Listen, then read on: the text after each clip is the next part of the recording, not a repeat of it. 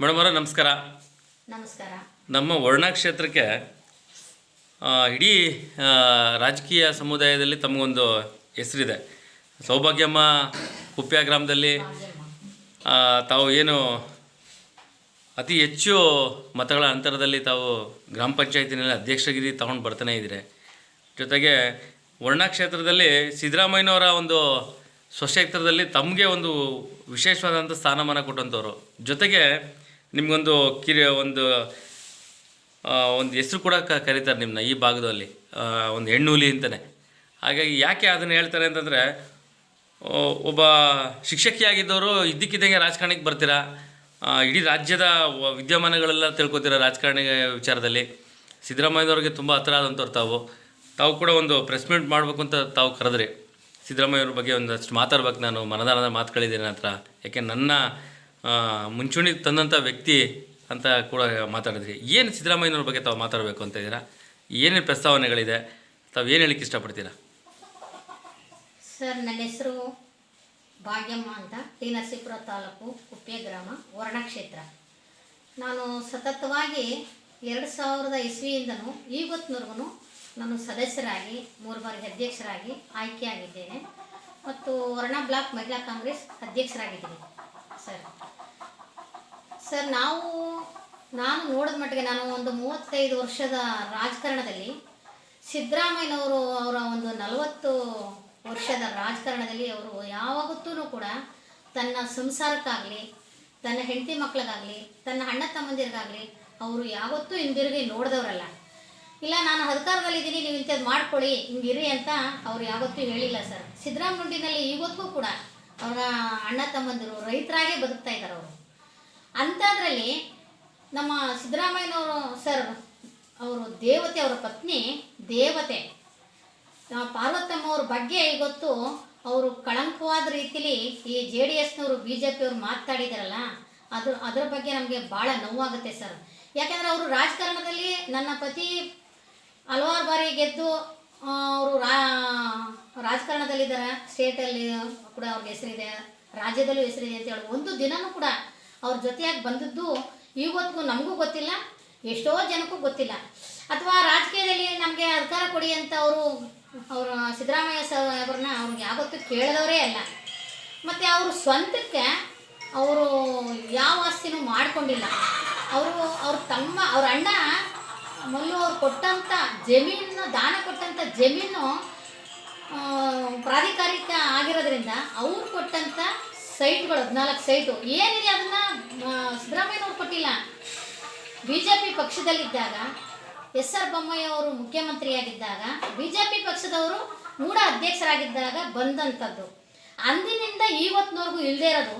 ಇವತ್ತು ಹಗರಣ ಅಂತೇಳಿ ಪಾರ್ವತಿ ಮೇಡಮ್ನವ್ರನ್ನ ತಂದ್ರಲ್ಲ, ಅದು ನಮ್ಮೆಲ್ಲ ಹೆಣ್ಮಕ್ಳಿಗೂ, ಇಡೀ ರಾಜ್ಯದ ಹೆಣ್ಮಕ್ಳಿಗೆ ಇವತ್ತು ನೋವಾಗಿದೆ. ಸಿದ್ದರಾಮಯ್ಯವ್ರ ಪತ್ನಿಯವ್ರಿಗೆ ಎಷ್ಟು ನೋವಾಗಿದೆಯೋ ಗೊತ್ತಿಲ್ಲ. ಅವರ ನೋವು, ಅವರ ಮನಸ್ಸಲ್ಲಾಗಿರೋಂಥ ಎಷ್ಟು ನೋವಾಗಿದೆಯೋ ಆ ಪಾಪದ ಗುರಿನ ಇವ್ರು ಅನುಭವಿಸ್ಬೇಕಾಗತ್ತೆ.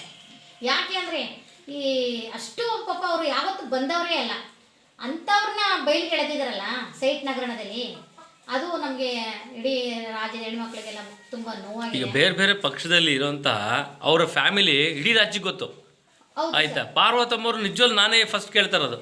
ಪಾರ್ವತಮ್ಮವ್ರ ಹೆಸರು, ಪಾರ್ವತಮ್ಮವ್ರ ಚಿತ್ರ ನಾವು ನೋಡಿದ್ದು ನಮ್ಮ ಮಾಧ್ಯಮಗಳಲ್ಲೇ.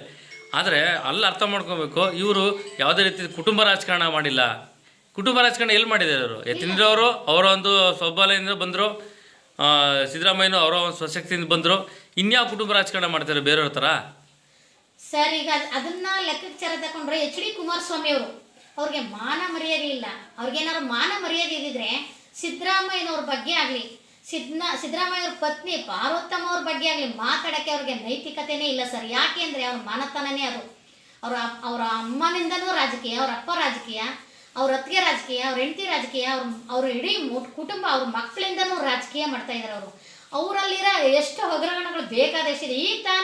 ಇವಾಗ ತಾನೇ ಅವ್ರ ಅಣ್ಣದಿರ ಮಕ್ಕಳೆಲ್ಲ ಜೈಲಲ್ಲಿ ಇದ್ದಾರೆ. ಅವ್ರಿಗೇನು ಮಾನ ಮರ್ಯಾದೆ ಇದೆಯಾ ಸಿದ್ದರಾಮಯ್ಯನವ್ರ ಬಗ್ಗೆ ಮಾತಾಡೋದಕ್ಕೆ? ಯಾಕೆ ನನ್ನ ಹೆಂಡತಿ ಈಚೆಗೆ ಬಂದವರ, ನಮ್ಮ ಅತ್ತಿಗೆ ಈಚೆಗೆ ಬಂದವರ, ನಮ್ಮವ್ವ ಅಧ್ಯಕ್ಷರಾಗೋಳ, ಸಿದ್ದರಾಮಯ್ಯನ ಹೆಂಡತಿನ ಯಾಕೆ ಬರಲಿಲ್ಲ, ಜನ ನಾವು ನೋಡೇ ಇಲ್ಲ, ಅವಳು ದೇವತೆ ಅಂತ ಕೇಳ್ತಾರಲ್ಲ, ಆ ಹೆಸರನ್ನ ಹಾಳು ಮಾಡಬೇಕು ಅಂತ ಮಾಡಿರೋಂಥ ಕುತಂತ್ರ HD ಕುಮಾರಸ್ವಾಮಿ. ಅದರ ಜೊತೆಗೆ ಹೆಂಡತಿ ಇರೋದಲ್ಲದೆ ಚಿಕ್ಕ ಪುಟ್ಟ ವಯಸ್ಸು, ಅವನಿಗೆ ತಂದೆ ಸಮಾನ. ಆ ರಾಧಿಕನ ಮದುವೆ ಮಾಡ್ಕೊಂಡು ಅವಳ ಹೆಸರಲ್ಲಿ ಕೋಟ್ಯಾಂತರ ರೂಪಾಯಿ ಆಸ್ತಿ ಇಟ್ಟಾನ. ಬೇಕಾದ ಹಗರಣಗಳಾಗಿವೆ. ಗಂಗೆನಳ್ಳಿ ಜಮೀನ ಅವ್ರ ಅತ್ತೆ ಹೆಸರು ಮಾಡಿ, ಬಾಮೈದನ ಹೆಸರು ಮಾಡಿ ಬೇಕಾದಷ್ಟು ಹಗರಣ ಆಗಿದೆ. FIR ಆಗಿದೆ. ಇವನು ಮಾನ ಮರ್ಯಾದೆ ಬೇಡವಾ ಸಿದ್ದರಾಮಯ್ಯನ ಬಗ್ಗೆ ಮಾತಾಡೋಕ್ಕೆ? ಯಾಕೆ ಅಷ್ಟೊಂದು ಭಯ ಆದರೆ ಅವನ ಹತ್ರ ಇದ್ಕೊಂಡು ಕೇಳ್ಕೋಬೇಕು. ಇವರೆಲ್ಲ ಮೋಸ ಮಾಡಿರೋರು ಸಿದ್ದರಾಮಯ್ಯನವ್ರಿಗೆ. ಇವ್ರಿಗೆ ಮಾನ ಮರ್ಯಾದೆ ಇದ್ದರೆ ಅವ್ನು ಮತ್ತೆ ಸಿದ್ದರಾಮಯ್ಯನವ್ರ ವಿಚಾರಕ್ಕೆ ಬರಬಾರ್ದು. ಯಾಕೆಂದರೆ ಇವ್ರ ಕುಟುಂಬದಲ್ಲೇ ಹಗರಣ ಇದೆಯಲ್ಲ. ಹಾಸನಿಗೆ ಹೋದರೆ ಇವ್ರಿಗೆ ಮಾನ ಮರ್ಯಾದೆ ಇಲ್ಲ, ಉಗಿತಾರೆ ಜನ. ಅಂಥದ್ರಲ್ಲಿ ಸಿದ್ದರಾಮಯ್ಯನ ಬಗ್ಗೆ ಮಾತಾಡೋಕ್ಕೆ ಇವ್ರಿಗೆ ನೈತಿಕತೆ ಏನಿದೆ? ಇನ್ನೊಂದು ಸರಿ ಅವ್ರ ಬಗ್ಗೆ ಮಾತಾಡಬಾರ್ದು. ಅವರೊಬ್ಬರೇ ಇಲ್ಲ, ವಿಜಯೇಂದ್ರ ಅವ್ರಿಗೇನು ಮಾನ ಮರ್ಯಾದೆ ಬೇಡವಾ? 500 ಕೋಟಿ ಹಗರಣ ಮಾಡಿ ಅವರಪ್ಪ ಜೈಲಿಗೆ ಹೋಗಿ ಬಂದವ್ರ.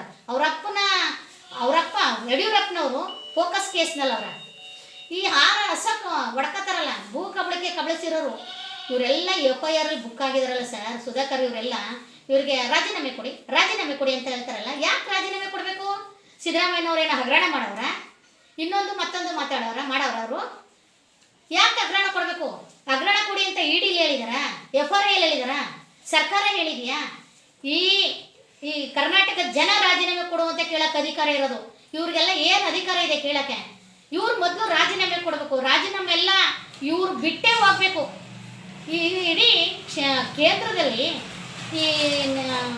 ಇವರು ಯಾರಪ್ಪ, ನಿರ್ಮಲಾ ಸೀತಾರಾಮನ್ ಅವರು 8,000 ಕೋಟಿ ಇವರು ಹಗರಣ ಮಾಡಿರೋದು ಚುನಾವಣೆ ಬಾಂಡ್ಗಳನ್ನು. ಕೇಂದ್ರದಲ್ಲಿ 24 ಜನ ಹಗರಣದಲ್ಲಿ FIR ಆಗೋರ. ಮೋದಿ ಸಾಹೇಬ್ರಿಗೆ ಇವ್ರಿಗೆ ದಮ್ಮಿಲ್ವಾ ಕೇಳಕ್ಕೆ? ಸಿದ್ದರಾಮಯ್ಯನ ಬಗ್ಗೆ ಅಷ್ಟೊಂದು ಭಯನಾ ಇವ್ರಿಗೆ? ಅವ್ರ ಹೆಂಡತಿ ಬಗ್ಗೆ ಮಾತಾಡಿದಾಗಲ